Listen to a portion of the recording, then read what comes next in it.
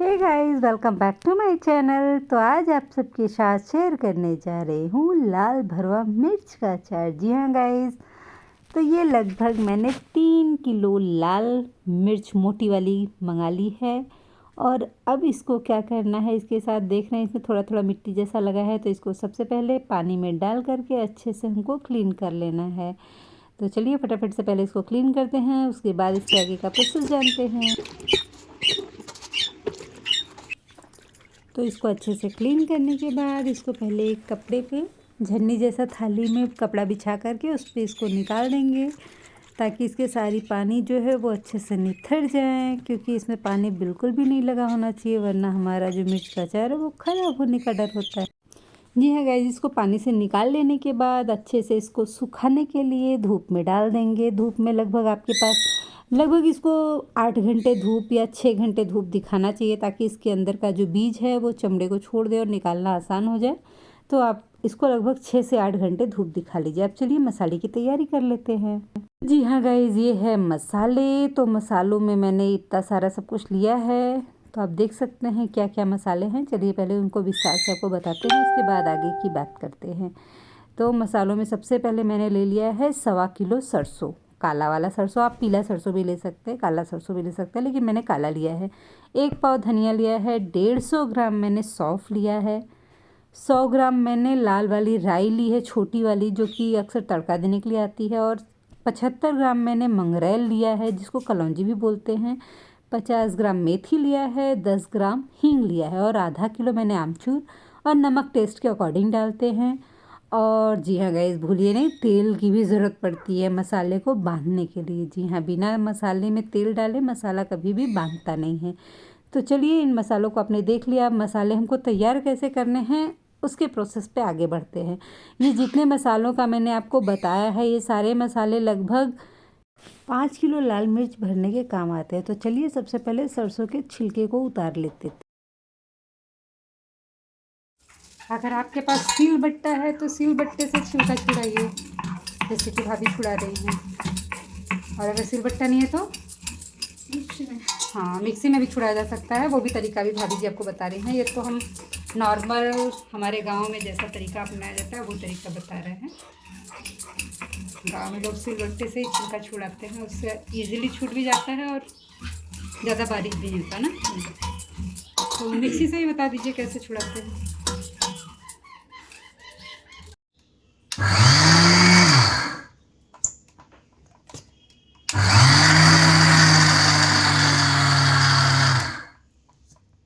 तो इस तरह मिक्सी में ये हो गया इसका छिलका। अब इसको सूप से पछोड़ करके निकाल दिया जाएगा।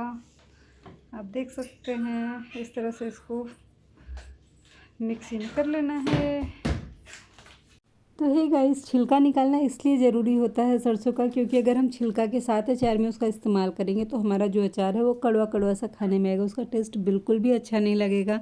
इसलिए छिलका निकालना बहुत ज़रूरी है, ये सबसे मेन प्रोसेस है।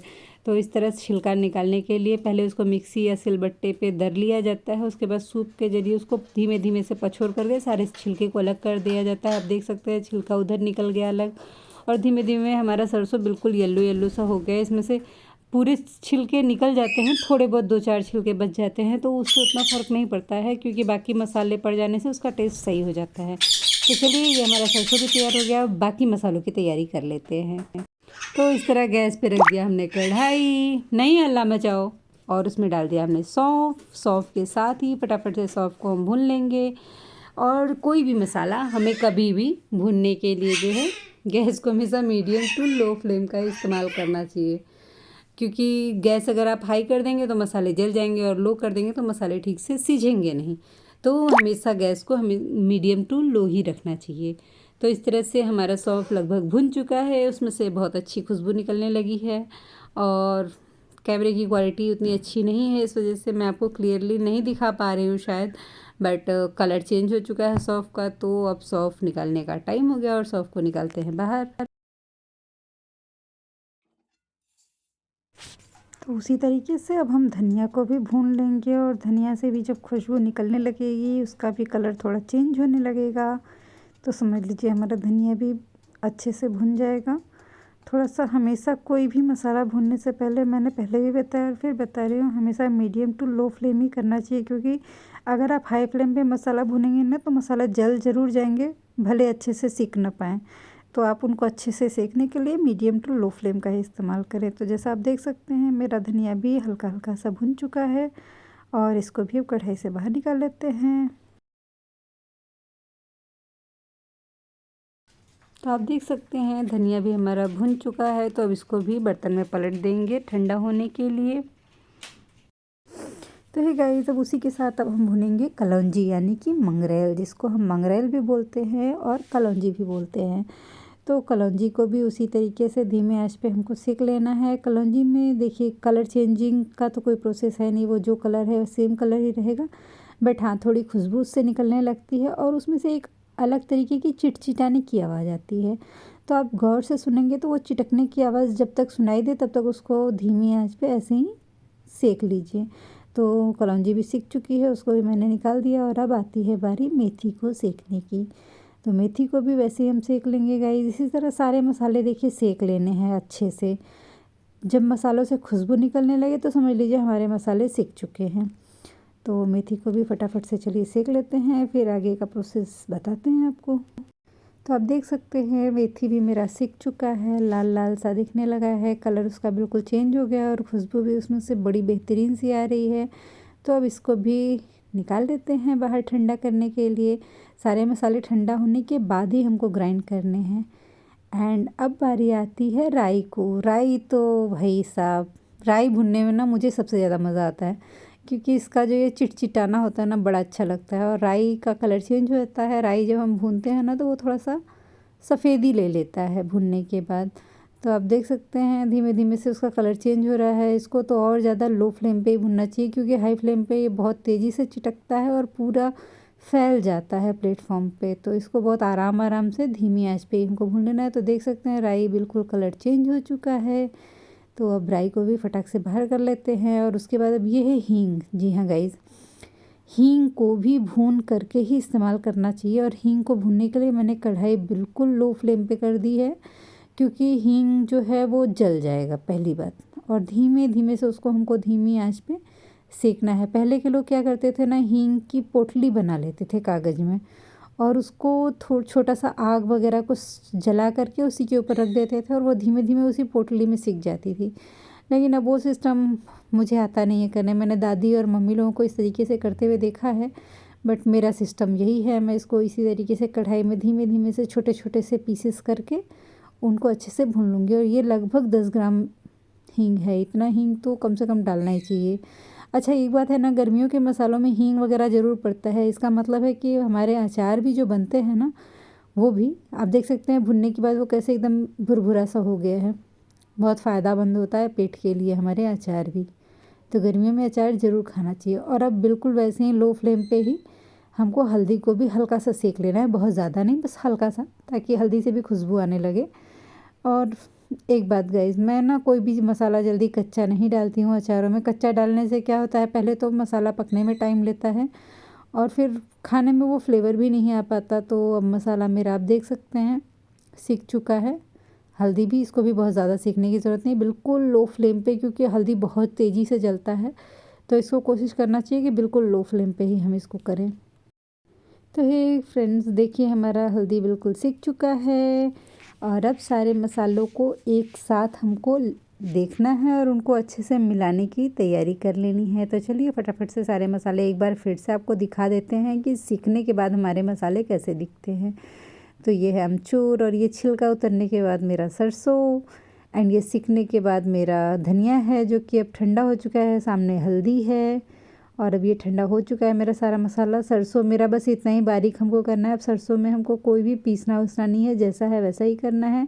और बाकी ये पंचफोरन है, इनको जो है हमको ग्राइंड कर लेना है। पंचफोरन में आप देख सकते हैं मेथी है, राई है, सौंफ है, कलौंजी है और हींग है। ये इन्हीं को पंचफोरन बोलते हैं और ये किसी भी अचार का मेन इंग्रेडिएंट्स होता है। और उसी के साथ, जी हाँ फ्रेंड्स, उसी के साथ ये अमचूर। अमचूर तो सबसे ज़्यादा ज़रूरी है। किसी भी मसाले का टेस्ट अमचूर डालने से ना दोगुना हो जाता है। थोड़ा खट्टा खट्टा सा फ्लेवर होता है ना, तो अच्छा लगता है। तो चलिए देर करे बिना फटाफट से सारे मसाले अब पीस लेते हैं क्योंकि मसाले मेरे ठंडे हो चुके हैं और पीस करके फटाफट से बनाना भी तो है। तो बिना देरी किए चलिए फट से इसको पीस लेते हैं। तो सबसे पहले पंचफोरन पीसते हैं। तो फ्रेंड्स देख सकते हैं पंचफोरन मेरा पीस चुका है और आप देखिए एकदम बारीक सा इसका जो है पाउडर बिल्कुल तैयार हो चुका है। तो इसका कलर जो है आप देख सकते हैं थोड़ा ब्लैक सा दिख रहा है, तो ये ब्लैक कलर कलौंजी की वजह से आता है। तो हे गाइस अब चलते हैं फटाफट से धनिया को भी पीस लेते हैं। पंचफोरन पीस गया है, धनिया भी मेरा मैंने फट से पीस लिया है और पीसने के बाद अब सारे मसालों को एक साथ अच्छे से ब्लेंड कर देंगे। उसको हाथ से ही हम मिक्स करेंगे। तो धनिया और पंचफोरन मैंने डाल दिया है, उसी के साथ इसमें अमचूर भी मैंने डाल दिया मसालों के अंदर और फिर अपना सरसों भी मैंने डाल दिया। और ये हल्दी है, हल्दी भी मैंने लगभग 250 ग्राम हल्दी लिया है। मैंने इसका भी मेज़रमेंट किया था लेकिन बताना भूल गई थी, उसके लिए I am so sorry guys. और उसी के साथ ये गया नमक। नमक लगभग मैंने आधा किलो नमक इसमें इस्तेमाल किया है। और किसी भी अचार में अगर आप बनाते हैं तो उसमें नमक की क्वांटिटी हमेशा थोड़ा ज़्यादा ही रखना चाहिए, क्योंकि अचार थोड़ा चटपटा ही टेस्टी लगता है। एंड दूसरी बात, प्रिजर्वेशन का काम बहुत अच्छा करता है नमक हमारा। तो नमक की क्वांटिटी अगर ज़्यादा रहती है ना तो हमारे अचार बहुत लंबे टाइम तक सेफ़ और सुरक्षित रहते हैं। उसमें कभी भी कीड़े नहीं लगते हैं, वो कभी ख़राब नहीं होता है। और अचार को वैसे भी थोड़ा ड्राई जगह पे ही रखना चाहिए, नमी वाली जगह पे तो वैसे भी नहीं रखना चाहिए। तो नमक जो है प्रिजर्वेशन का काम बहुत अच्छा करता है, इसलिए नमक की क्वांटिटी हमेशा हर अचार में थोड़ी ज़्यादा डालनी चाहिए। और मेरा मसाला हो गया था थोड़ा ज़्यादा और बर्तन था छोटा, इसलिए मैंने बर्तन बदल दिया और मैंने बड़े बर्तन में उसको पलट करके खूब अच्छे से उसको मिक्स कर लिया। और सही बताऊँ ना तो किसी कलछी या पलटे से ना मसाला मिक्स करते बनता नहीं है, बट मुझे चूँकि हाथ नहीं लगाना था इसलिए मैंने पलटे का इस्तेमाल किया है। बट अगर आप हाथ से इसको मिक्स करें ना तो और ज़्यादा बेहतरीन तरीके से मिक्स होगा। और दूसरी बात, इसमें लहसुन का भी इस्तेमाल कर सकते हैं आप, अगर आप लहसुन खाते हैं। जैसे हमारे यहाँ हम लोग लहसुन खाते हैं तो हम लोगों ने लहसुन इसमें यूज़ किया है। और लहसुन डालने से थोड़ा सा अचार का टेस्ट जो होता है वो और बढ़ जाता है। अब जो लोग खाते हैं लहसुन उनको टेस्टी लगता है। और उसी के साथ इसमें मैंने दिया तेल का थोड़ा सा, जो ज़रूरी था, क्योंकि तेल बांध देता है मसालों को और बांधने के बाद वो जब मिर्ची में हम लोग भरेंगे तो बहुत अच्छे से फ़ील होता है। और बहुत सारे लोग यूट्यूबर्स हैं, मैंने बहुत लोगों को देखा, वो लोग जो है तेल को पका करके डालते हैं। लेकिन मैंने अपनी दादी नानी या माँ सासू माँ लोगों को कभी भी तेल गरम करके किसी भी अचार में डालते नहीं देखा। और मैं आप लोगों को भी यही सजेस्ट करूँगी कि कभी भी तेल गरम करके मत डालिएगा। कभी कभी सरसों का तेल कच्चा भी खाना चाहिए गाइस, कच्चा तेल बहुत फ़ायदा करता है। मैं एक दिन आपको सरसों के तेल के फ़ायदों पे एक ब्लॉग ज़रूर शेयर करूँगी आप लोगों के साथ। तो मेरा मसाला बिल्कुल मिक्स होकर रेडी हो चुका है और अब ये है भरने के लिए बिल्कुल तैयार।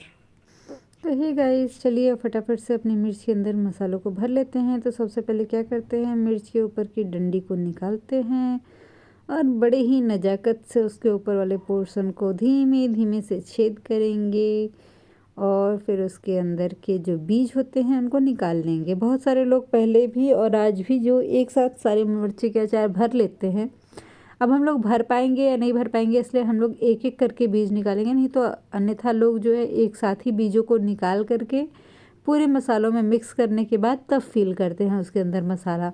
लेकिन हम लोग एक या दो इसी तरह से उसके अंदर का बीज खाली कर रहे थे और थोड़े थोड़े मसालों में उस बीज को मिला करके उसको भर दे रहे थे। पहले क्या होता था गांव वगैरह में, जब मिर्ची का अचार भरा जाता था तो उस समय रहट्ठा यानी कि अरहर की दाल आप लोग खाते होंगे, तो उसका जो पेड़ होता था उसके जो डंडियाँ होती थी पतली पतली बड़ी अच्छी होती थी, भरने में बड़े सपोर्टिव होते थे। बट अब मुझे कहाँ मिले रहर का डंडा, नहीं मिला। तो मैंने क्या किया, जूड़ा पिन नहीं होता है, मैंने उसका इस्तेमाल किया। मैंने मार्केट से मंगाया 2 जूड़ा पिन और उसी के ज़रिए इसको फ़िल किया। जूड़ा पिन या किसी भी लंबे स्टिक की ज़रूरत इसलिए पड़ती है ना कि उसकी पूँछ तक यानी कि उसके लास्ट पोर्शन तक एकदम मसाला अच्छे से फ़ील होना चाहिए, वरना कोई मतलब नहीं है। आप सिर्फ लाल मिर्ची, कोई मतलब नहीं उस चीज़ का, तो उसमें मसाले बहुत अच्छी तरीके से फ़िल करने चाहिए। और हम लोग बस कोशिश करते हैं कि हमारे मिर्च के अंदर मसाले भरपूर भरे जाएं और बस वही हम लोग कर रहे हैं, तो इसलिए हम लोग लंबे लंबे स्टिक का इस्तेमाल करते हैं। और आप लोगों को भी यही सजेस्ट करेंगे कि अगर आप इस तरीके से मिर्च का अचार बनाते हैं तो किसी लंबे स्टिक के ज़रिए उसको एकदम लास्ट पोर्शन तक पूरा मसाला उसका फ़ील करें, एंड ताकि वो खूब अच्छे से भरा भरा रहे। और जब पकने के बाद जब वो इस्तेमाल करना पड़े तो थोड़ा सा भी अचार ले लेंगे तो काम हो जाएगा, बहुत ज़्यादा अचार लेने की ज़रूरत नहीं पड़ेगी फिर हमको। एंड मेरा तो यही तरीका है, बाकी आप लोगों को जैसे भरना है आप भर सकते हैं, लेकिन इस तरीके से भरने वाला अचार थोड़ा भरवा अचार मतलब क्या क्या अच्छे से बन गया लाल मिर्ची का भरवा मिर्चा का अचार। अब इसको तेल में डुबा डुबा के हम लोग इसका कत्ल कर रहे हैं। नहीं, इसको पूरे 1 साल के लिए बचाने का इंतजाम हो रहा है ना। तेल जितना पिएगा उतना हेल्दी रहेगा ये मिर्चा का अचार। तेल ही मिर्चा है। तो देखिए इस तरह से इसको डुबा डुबा के रखा जाता है। कत्ल हो रहा है। और इसको कम से कम 4 से 5 दिन ना धूप दिखाना चाहिए ना, उसके बाद ये खाने लायक होगा। तो देखते रहिए। अभी धूप में दिखाने के बाद भी मैं आपको दिखाऊंगी कि ये कैसा लगता है।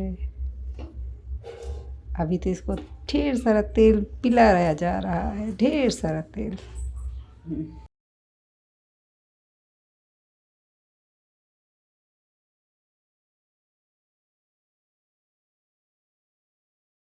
तो जी हाँ फ्रेंड्स, मेरा मिर्च का अचार भर भी गया और उसको मैंने अच्छे से तेल में डुबा करके तेल पिला भी दिया। और अब है कल का इंतज़ार जब मैं इसको धूप में रखूँगी, और मैं तब भी आपको दिखाऊंगी कि ये धूप में रखने के कितने दिन रखना चाहिए हमको कम से कम। तो है गाइस, आज है दूसरा दिन और धूप बहुत तगड़ी है, और मैंने अपने मिर्च के अचार को रख दिया है धूप में। और कल आपने देखा था ना, उतने मिर्च के अचार में 3 डब्बे भर गए थे। बट आज क्या हुआ, जब हम लोग सुबह उठे तो मिर्च थोड़ा सा दब चुका था। मिर्च एक्चुअली दब जाता है, आप 1 डब्बा भर के रखेंगे ना तो दूसरे दिन देखेंगे तो कम से कम 1 इंच वो डब्बा में जगह बन जाता है, खाली हो जाता है। तो मैं वो नहीं शो कर पाई आपको, बट इस तरीके से हमको धूप में इसको रख देना है कम से कम 8 दिन के लिए। कम से कम 8 दिन इसको धूप में रखेंगे तो ये ज़्यादा जल्दी तैयार होता है और खाने योग्य हो जाता है। तो हे फ्रेंड्स, 8 से 10 दिन लगभग हो चुके हैं और मेरा अचार भी पक चुका है। जैसा कि मैंने आपको बताया था, अचार दबते हैं, तो आप देख सकते हैं मेरा पूरा डब्बा भरा हुआ था जो कि दब करके लगभग 2 इंच खाली हो चुका है। यानी कि अचार बिल्कुल खाने योग्य हो चुका है, पक के बिल्कुल तैयार हो चुका है। और अब मैं इसको चेक करके भी दिखाती हूँ आपको। आप देख सकते हैं इसका कलर कितना प्यारा एकदम रेड रेड सा है।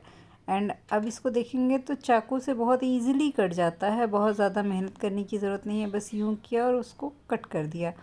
एंड आप इसको किसी भी खाने के साथ एंजॉय कर सकते हैं। ऑब्वियसली तो लोग इसको गर्मियों में दाल चावल के साथ बहुत प्रेफर करते हैं, बहुत टेस्टी लगता है। तो हे गाइस, आप लोग ऐसे अपना प्यार मेरे चैनल को देते रहिए, और प्लीज़ प्लीज़ प्लीज़ अगर मेरे चैनल पे नए हैं तो सब्सक्राइब कर लीजिए और बेल आइकन भी दबाना ना भूलें। And yes please please